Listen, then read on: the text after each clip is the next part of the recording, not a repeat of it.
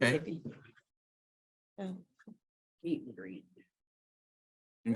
Okay. People keep saying. Good evening, everyone. Welcome to the June 27th meeting of the Board of Directors for the Waynesboro Area School District. Please stand for the pledge. Pledge allegiance to the flag of the United States of America and to the republic for which it stands, one nation, under God, indivisible, with liberty and justice for all. Right. Okay, school is out, but the business of the district continues, right?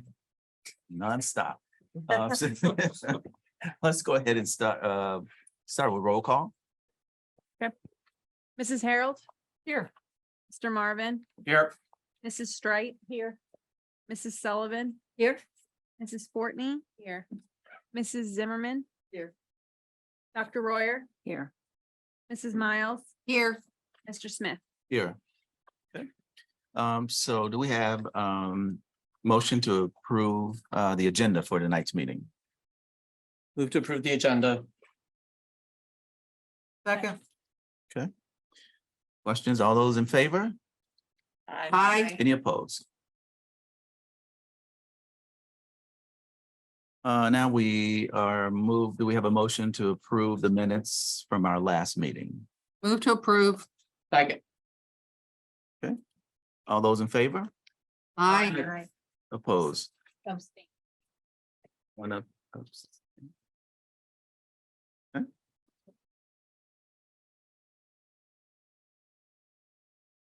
Now let's start with the superintendent's report. Dr. Starter. Thank you, Mr. Smith. Just want to give a big shout out and congratulations to Waynesboro Senior High School.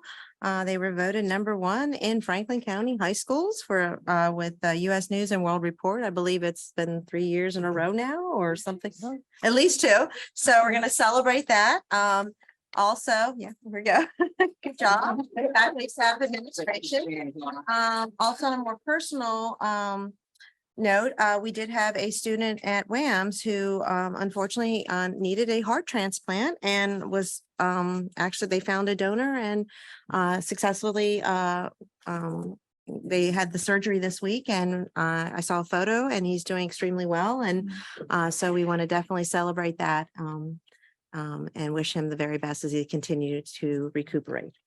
Thank you. Thank you. Okay, no public comment this evening. I didn't even have to sign. Okay. Let's move to board reports. Policy committee.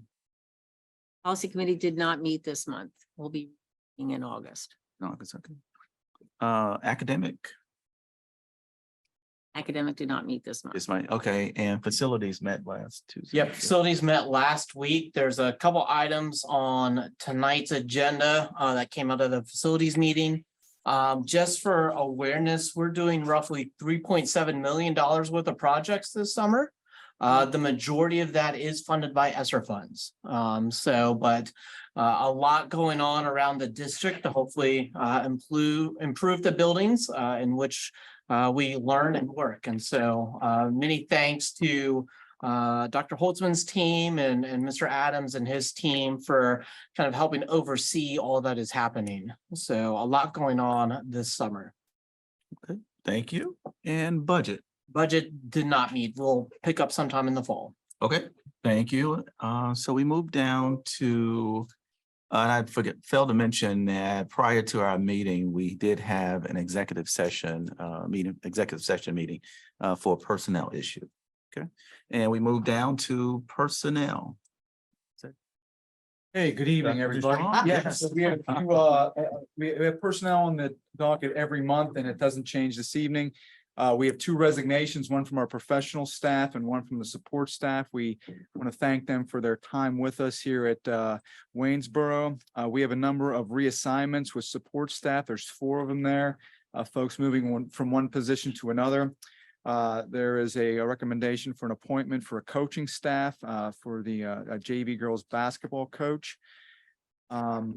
We also have some other appointments there for over the summer for maintenance and painting and so forth.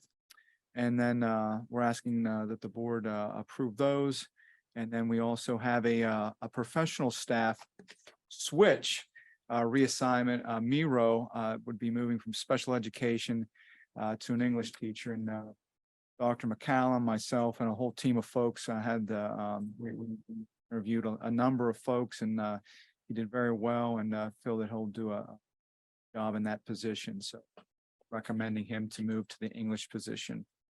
And then we have some other professional staff we'd like to recommend Jamie Lynn Cox for middle school science, and replacing Penny Kaiser, who resigned.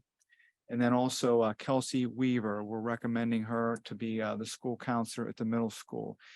We had a number of great candidates, and she did come out on top, and very well also. And then under tenure too, want to take tenure altogether or not? or- I'd probably do it separately. We'll do a Okay, all right, second. all right. So that's the recommendations for personnel. Okay, so do we have a motion to approve the personnel as listed? Move to approve. Second. Okay, any questions? All those in favor? Aye. Any opposed?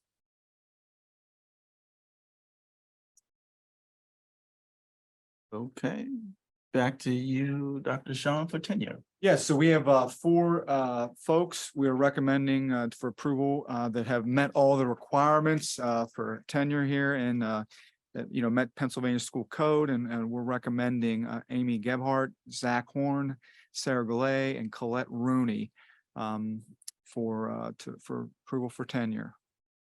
Okay. So do we have a motion to approve the tenure item? Move to approve. Second. I have a question. All those people are still with us? I thought one of them had left. Is that one did leave, Mhm. but we still give them tenure? They achieved or obtained it within our. Duration of the time. Okay. Yeah, That moved with them out of state. no, it's just in That's Pennsylvania. what I thought. So the person would come back to Pennsylvania. Yeah, well, yeah, and they're remaining in Pennsylvania. Well, but I meant if they, Sure. yeah, Mhm. okay, Okay. okay. Okay. Just didn't know that. All those in favor? Aye. Any opposed? Okay, and next, just a discussion of board meeting dates. Oh, I'm sorry, I got Oh, I distracted. thought it- I apologize. So I guess earlier, right in December, I believe we approved the dates for the board meetings for into the fall. And if we look at the dates, and I don't know whether or not the board would want to make a change, November 7th is actually election day. So I don't know if that's going to, if we want to change the board meeting to November 14th and then November 28th. The issue then becomes, then December 5th becomes a reorganization meeting. So I believe there was a comment last year that we did have a board meeting on election day. I mean, every election looks a little different, but I didn't know if we wanted to make that change at this time in preparation for the fall. That's not the second Tuesday. Why is it even? Yeah, that's what I was like. It's happened the 21st. It would be the first Tuesday. It's the first Tuesday. Yeah. Yeah, we would be meeting the 14th. Right. But it's, I believe the way it's set up. Let me make sure it's So we Be changed the it this holiday year. issue? Is it a Thanksgiving issue or no? November 7th. That's the first Tuesday. First Tuesday of the month. Because Wednesday's the first. I thought Right. it says election day, It says election day. That's what I'm saying. It, and I didn't put it in. no, my phone says election day, so. saying it's the first Tuesday Don't meet on the first. We It's meet not- on the second Tuesday. It's not the right dates regardless of. Okay, of what so day it is. when we approved this in December, we didn't have the right date. So at this point, we need to make the correction, Which is not this. which is not this. No, that's what, we're having the discussion at this Okay. point. Okay. I apologize. So, Okay. so before I made the change, so my recommendation then would be to change it to the November 14th, 2023. And then the question is, if we're going to follow the pattern, then we would have the next board meeting on November 28th. But then that only gives us another week before reorganization. In the Well, past, 2 weeks in a row. and there have been situations, in my experience here, that we have canceled the the second November meeting because it falls very close to Thanksgiving. So I guess the issue, the biggest issue right now is that November 7th is election day. Or I'm thinking it's probably not, like we want to move the board meeting to the 14th. 14. Mhm. So, and then do we want to just schedule the 28th? And if we need it, we need it. If we don't, then we can decide on the 14th of November. Well, you can make the 5th a meeting. It doesn't have to be just reorganization meeting. Yeah, but I'm just saying, we're gonna have two meetings back to I back. mean, if you want to make the 5th a regular meeting, do you know what I'm saying? Then you could just get rid of the 28th. It's up to you whether you think,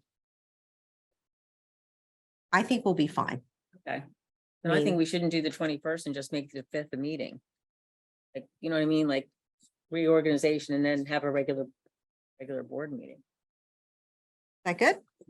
Is that a motion or? Sure. I didn't make it a It's just a motion. discussion, yeah. Yeah, We're just discussing. we're discussing. Yeah. I mean, we could- Would you like me to make it an action? It'll just take me a second. What we can do, I mean, we can correct it and have it approved at the next board meeting, if That's that's. Did we actually approve these dates right here? Yes. in Somebody December. missed that. They're actually the same as last year. Oh, So we must have changed it this year. Last year was Or the the exact. 22, and then they just.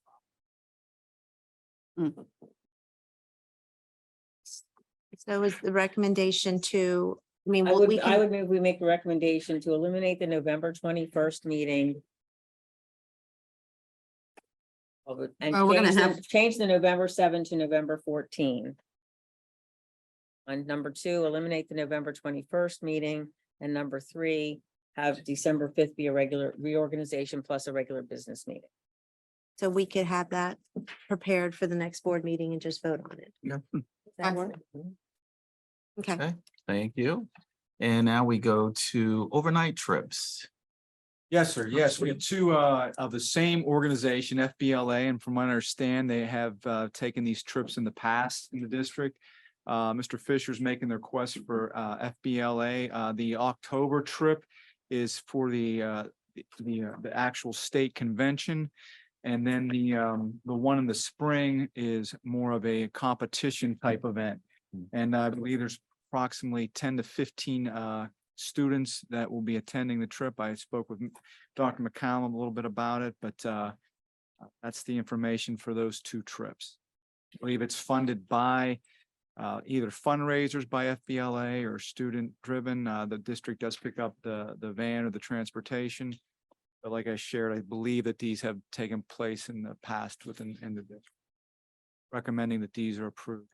Okay, so is there a motion to approve the overnight trips? move to approve. Second. Questions for Dr. Bishop? Okay, all those in favor? Aye. Any opposed?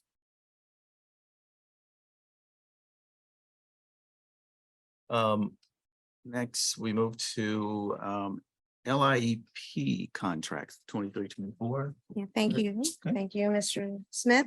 Yeah, so that what you have in the board docs is the service agreement. We've done this for obviously numerous years with the LIU.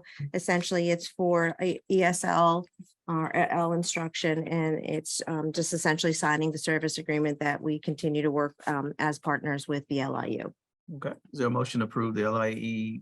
Is it, why is it, you said LE? It's Ah, LI, still LIE. yeah. Okay, so it's still you. I was thinking Yeah. they missed. It's a language instruction educational program Yeah. through the LIU. LIU Okay, for I the thought it was Ls a and the misprint there. ESL. So. Okay, so motion to approve this contract for 23-24. So approved. Second. Questions? All those in favor? Aye. Any opposed? Okay. And we go to the Laurel Life Elementary contract for 23-24. Thank you, Mr. Smith. So what we have is the contract for the Laurel Life Classroom, which is our Inspire classroom for our elementary students that we have at Fairview Elementary, but it does service all our elementary schools. So the recommendation is to approve the contract for the 2023-24 school year. Okay, do we have a motion to approve? To approve. Second. Questions? Okay, all those in favor? Aye. Any opposed?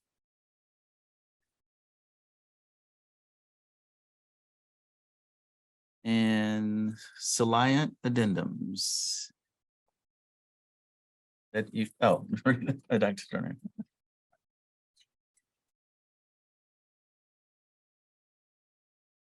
Oh, it's speech. Okay, it is. All right. Thank you. What we have here are the contract, as we've expressed the concern that we continue to struggle with finding speech therapy services for our students. So this is essentially a contract to allow a speech therapist to service the district either in a online capacity or in person. So Okay. it's, thank you for helping me. Sorry, Dr. Stern. No, that's okay. I thought it was the one that you asked Carl about earlier today, so I thought it's the same name. My apologies. Is there a motion to approve the addendums? Second. Questions? All those in favor? Aye. Any opposed?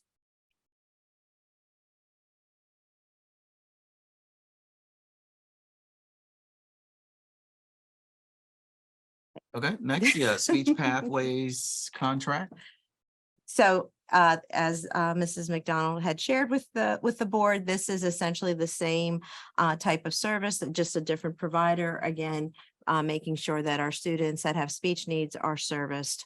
And so again, trying to be very creative in the process. So it's for another contractor. Recommendation is to approve.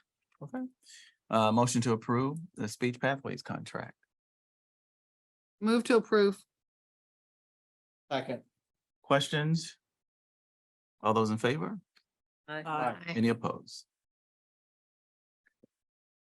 And now the next, the Act 93 agreement. Yeah, Start. I do want to thank the members of the Personnel Committee as well as the admin team that served as part of the Act 93 leadership team. The recommendation is to approve the Act 93 agreement for administrators and directors effective July 1st to June 30th, 2026. Okay, is there a motion to approve? Second. Questions? Okay, all those in favor? Aye. Any opposed? Okay, and next, LBT trustees. That's So, those thank you, folks? Mr. Yes. Smith. The LBT, the Lincoln Benefit Trust, is our consortium that we use for our medical insurance to provide for our employees. We do go ahead and update our trustees and alternates as needed with there. And what we're doing is recommending is basically adding in our HR director, Colleen Gildy, as one of those trustees. So we're recommending those three as trustees. The association always has representation as well on this. That was going back to the agreement of making the switch over to the LBT, if that was question comes up. And then we also have three alternates who could attend as well. Okay. Your motion to approve trustees and alternates at the Lincoln Benefit Trust, and that's effective July 1st. Move to approve. Second. Questions? Okay, all those in favor? Aye. Any opposed?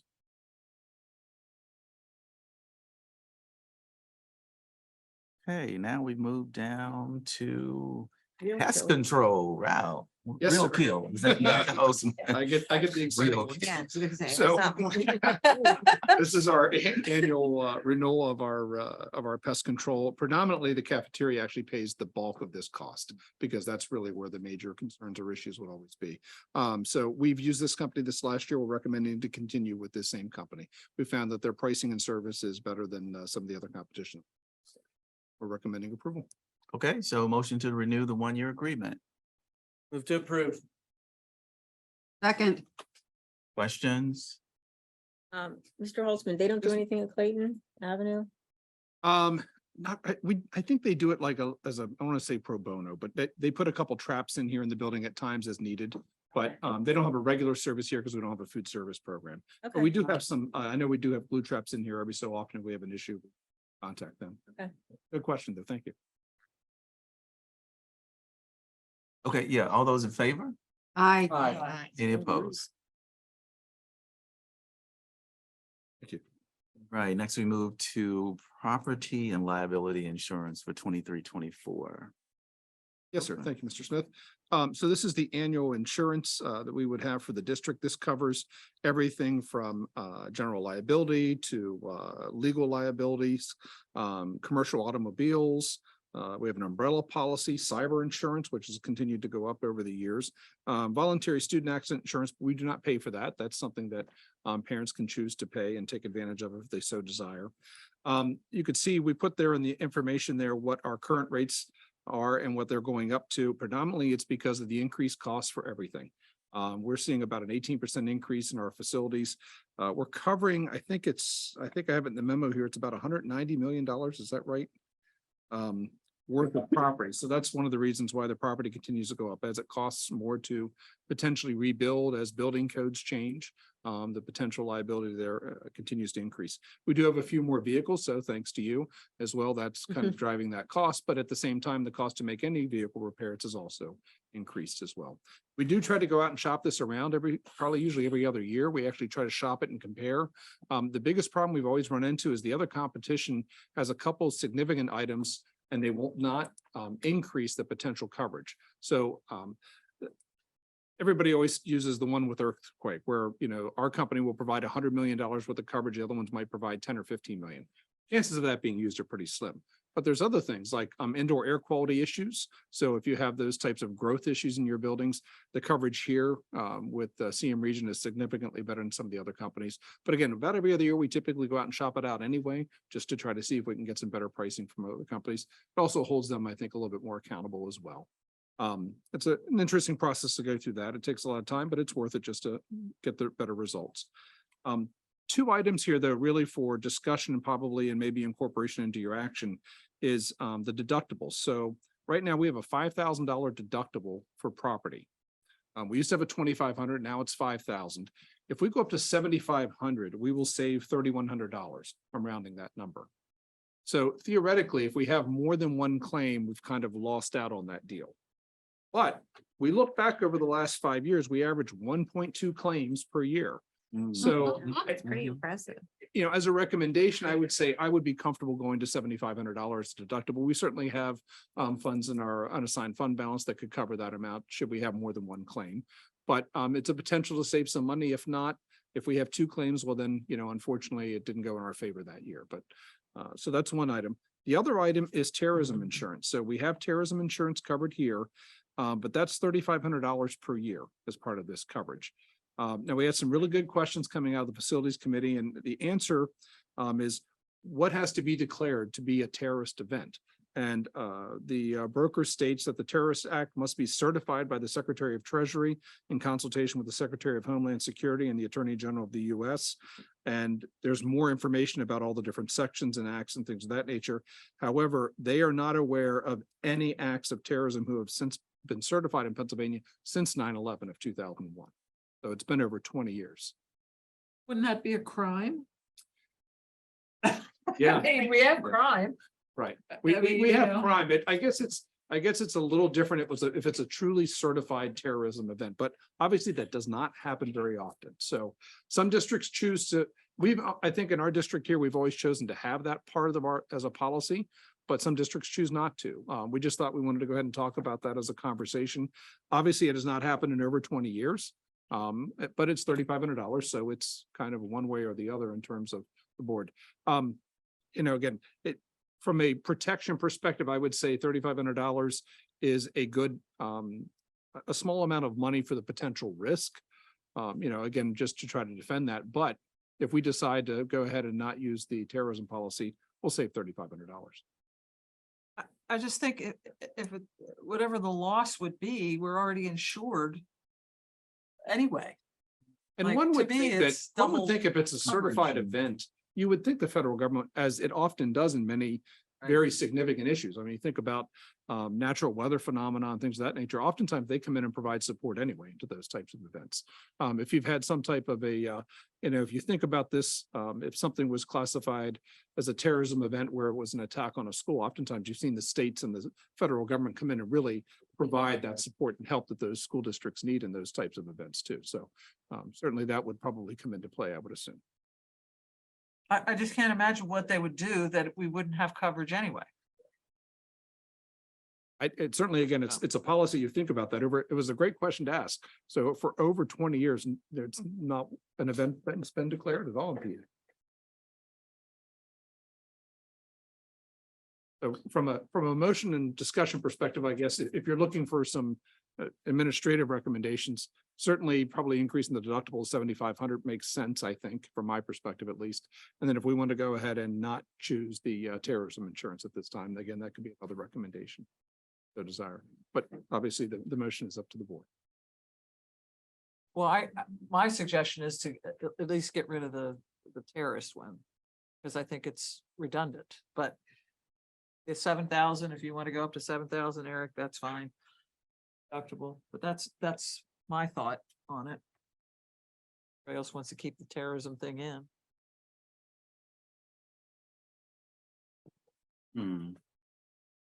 So what would it cover, like under terrorism? What does that cover? Probably would cover buildings and probably, I don't want to say loss of business because we don't have that, but if we had to rent space and things of that nature, I think if there's any probably potential liability coming back against the district for whatever reason, somebody were to choose to sue the school district. Because, they felt that there was something tied into that. I think the biggest thing for us to consider is it takes the federal government official to declare this event. Like, we're not talking about a PA, like we can't go to our local representative here, like maybe we could call our congressman or a senator, but this is two federal officials declaring this, and this hasn't happened in 20 years. And so I can't, I mean, I'm sure we could all have different doomsday scenarios, but in terms of likelihood of risk, not to denigrate our town, but we are Waynesboro, Pennsylvania. We're not like a hot spot. I don't consider us a high terrorism risk for this type of coverage. And if we don't do this, this kind of covers the deductible that we're saving as well. So, if we save $3,500, that gets us well past the 7,500 from where we've been. So that's Well, maybe we need to do the definition of terrorism too. Is it terrorism a lone person or is it? well. So Al-Qaeda, this is part of the discussion was I brought up why, I asked Dr. Holtzman to see what classifies that. School shootings do not count as terroristic events, sadly. And so given the prevalence of that, this coverage Wouldn't touch that. wouldn't touch that, Yeah. sadly. So I don't know if that answers your Well, question, what do Mrs. you Harold. think about this as the facilities, being on the facilities? I You think mean- we should keep it or not? I think this is a year by year basis, if I'm correct, Dr. Holtzman, like we It is, vote we on can- this each year, so. Correct. Yeah. If we decide to go for it this year, which is fine with me, we can always decide not to go for it next year. And if Didn't answer my events question, change. but. Well, Well, you can do it year that by was a year. nice And then little if dance there. if events change, you can always add this as a policy if you needed to. Yeah. If you felt that Right. something had changed at a national level, Right. you Mhm. could always go down that path and add that policy back in. So that's what I was asking, James, because you were in this discussion more, or anybody else on facilities? Want to chime in, who was at that meeting? Yeah. So get rid of it this year? Is that what you're thinking, I think James? for this year, we get rid of it. It covers our deductible because then we'll have another year of data in terms of like the 1.2 claims, maybe of this year. We have two claims and since we're covered by the change, and also just acknowledging from a deductible standpoint, we are doing $3.7 million worth of renovations this summer, with more planned for next summer. And so I think the hope is that we won't have as many claims given the amount of updates that we're doing to all of these buildings. So, in a sense, we're saving 6.5 thousand. Yeah. Doing math correctly. So for this year, essentially, we're saving 6,000, which is, I mean, it's not a lot, but it's a lot. Some years, that's a whole lot. Some years that's a whole lot, but in terms of the deductible, I think the board has done a good job in recent years building up our general fund to cover such things. So, it's sad that we have to talk about such things as terrorism coverage. I don't think we need it as a district, though. Do we need a formal motion So then? yeah, so the motion is to approve the rates with the changes of the elimination of terrorism and the increasing, I forgot what. Sure, the Increasing to deductible for $7,000. property to $7,500. 70 deductible. deductible for property to $7,500. Do we have a motion to approve the rates with those changes? What does that number become? I know what I'm voting on. Sure. Sorry about that. I should have had that right in front of you.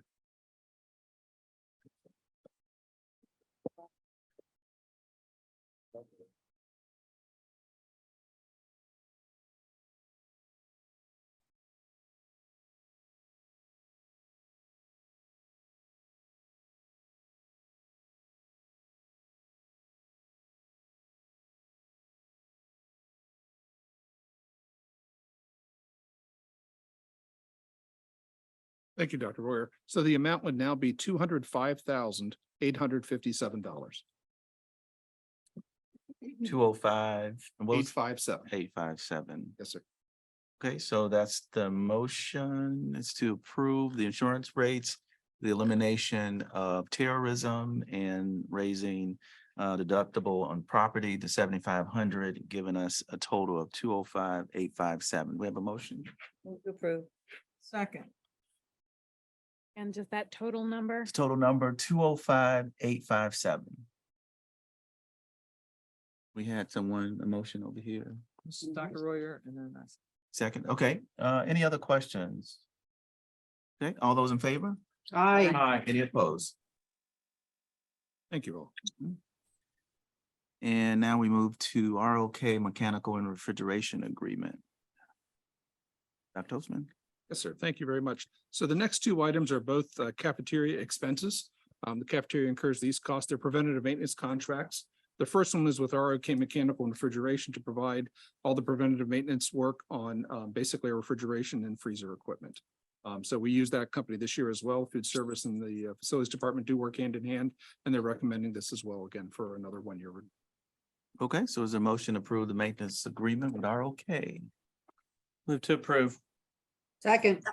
Any questions for Dr. Ostman? Okay, all those in favor? Aye. Aye. Any opposed?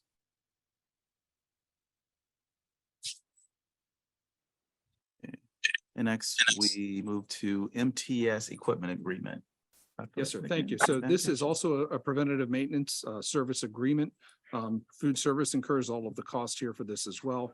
And then this is basically for all of the other large pieces of equipment throughout the cafeteria itself. So they come out and they do work. For example, boilers have to get inspected by the state every year, so we have to make sure that they're going to meet the requirements of those. They do any preventative maintenance work on ovens. Think about mixers, grills. There's a lot of items, we probably have, I think altogether between everything we have, large equipment, we have closer to 200 pieces of items out there in the cafeteria. So, but they come out and they do a service on there. Again, food service equipment used in this year, they're satisfied with them. So the motion is to improve the maintenance agreement with MTS for 2023-24. Move to approve. Second. Okay, questions? Do we have a separate maintenance agreement for all the new ovens and refrigerators and stuff in the new home ec classroom, for lack of a better? Sir. No, it's a good question, Ms. Mouse. We don't, but they're more just traditional refrigerators and ovens. And Okay. It's all pretty new equipment, but yeah, Okay. they're just traditional refrigerators and normal ovens. Okay. Not too much goes wrong with Not the those. fancy luckily. ones like food service. No, and our food service department, I'm sorry, our maintenance department can go ahead and make minor, adjustments and changes to that equipment as well. But Okay. that's a good question to ask. Okay. Thanks. Yeah. Any other questions? All those in favor? Aye. Any opposed? Thank you.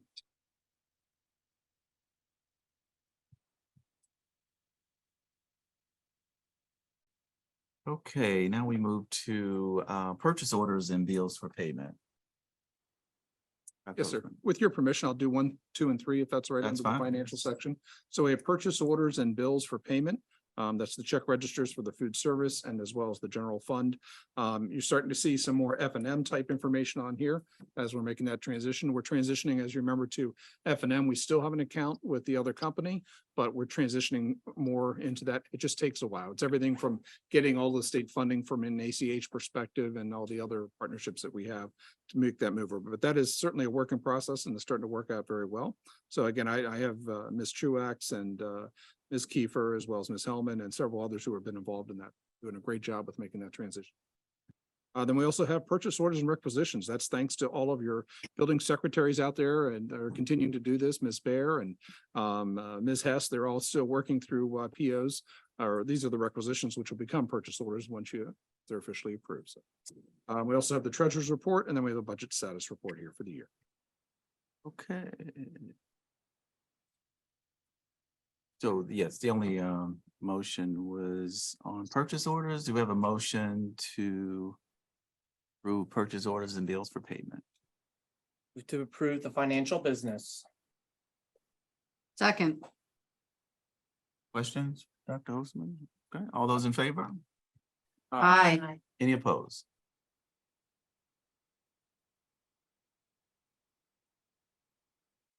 Oh, now we're down to Clayton cabinet comments. So I did ask Mrs. Kuzer to provide an invite, the Wayback Foundation, as well as Dr. Deshawn and myself, and we invite board members as well. We were going to host an event, just a meet and greet at the chamber office. And just to save the date, it is August 10th, and we welcome any board members who would like to attend. It started off as more or less an idea from the Wayback Foundation to try to recruit some new members, but we just thought we'd partner with the district. So thank you. If you'd like to RSVP and let us know, it'd be great. Thank you. Thank you. Dr. Deshawn, any? Yeah, we're just really excited about summertime, lots of activity going on, we were working with Dr. McCallum and all the administrators and summer learning is kicked off full summer schools and full swing also. And funny, James and myself and Dr. Holtzman were just reviewing how, like you shared, kids are out, but there's still a lot of stuff happening going on. To the physical plan and all the construction things going on and happening too, like also all the learning and happening around the district. Every building, there's stuff.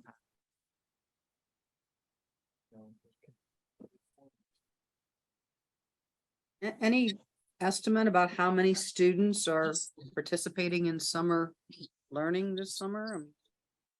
I don't know off the top of my head, but I know Mrs. Eberhardt has done a phenomenal job of organizing and orchestrating that, all through the spring. Do you know the number off the top of your head, Mrs. Dr. I did ask Mrs. McGuire the other day, but I'll follow up. I think just curious. it was close to like 122 in elementary. I don't know if Dr. McCallum can speak to high school or middle school. Oh, she's going to the microphone. Okay.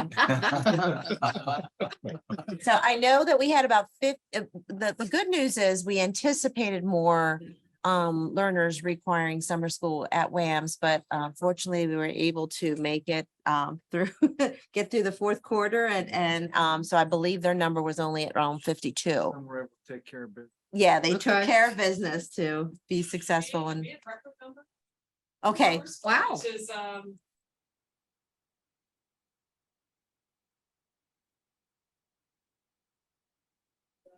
group senior year. It's also tremendous. Not really sure why, but I just, our fifth department. Students take, other opportunity. Here. No, that I wouldn't say between the two. It's good. So, but we actually already have students finishing up classes.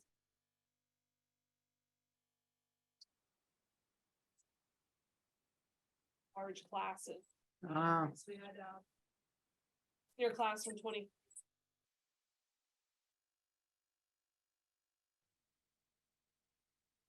We had 14 early grads. The kids that are going in. Ow. So and then.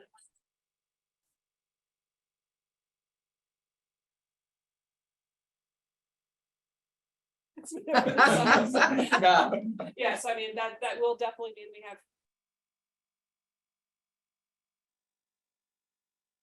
Oh. Thank you. Wow.